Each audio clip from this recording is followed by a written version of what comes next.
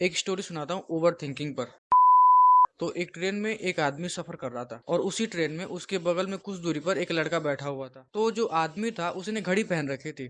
फिर लड़के ने पूछा कि अंकल टाइम क्या हो रहा है। तो उस आदमी ने रिप्लाई नहीं दिया, इग्नोर कर दिया। लड़के को लगा कि शायद सुनाई नहीं दिया होगा। फिर उस लड़के ने दोबारा पूछा, तो दोबारा भी उस आदमी ने रिप्लाई नहीं दिया, इग्नोर कर दिया। फिर लड़के ने तीसरी बार पूछा और तीसरी बार भी ऐसा ही हुआ।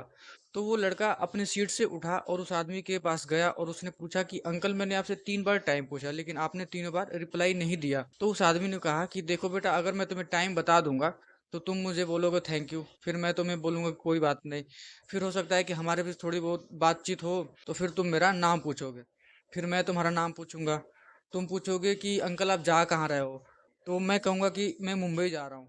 तो हो सकता है कि तुम भी कहो कि मैं भी मुंबई जा रहा हूँ। फिर तुम ये पूछ सकते हो कि अंकल आप रहते कहाँ हो। तो मैं कहूँगा कि मैं मुंबई में यहाँ पे रहता हूँ। और ऐसा भी हो सकता है कि तुम भी मेरे घर के आसपास के ही निकल सकते हो। फिर हो सकता है कि हमारे बीच धीरे धीरे दोस्ती बढ़ जाए। फिर तुम कभी ना कभी मेरे घर पे एक दो बार आ जाया करोगे। और तुम्हारी उम्र की मेरे घर में एक बेटी रहती है, तो हो सकता है कि तुम उससे दोस्ती कर लो। फिर वो दोस्ती धीरे धीरे प्रेम में बदल जाए। फिर एक टाइम ऐसा आएगा कि तुम कहोगे शादी करने के लिए। और मैं तुम्हें पहले बताता हूँ कि मैं अपनी बेटी की शादी एक ऐसे लड़के से नहीं करना चाहता हूँ जिसके पास पैसे नहीं है अपने हाथ में घड़ी पहनने के लिए।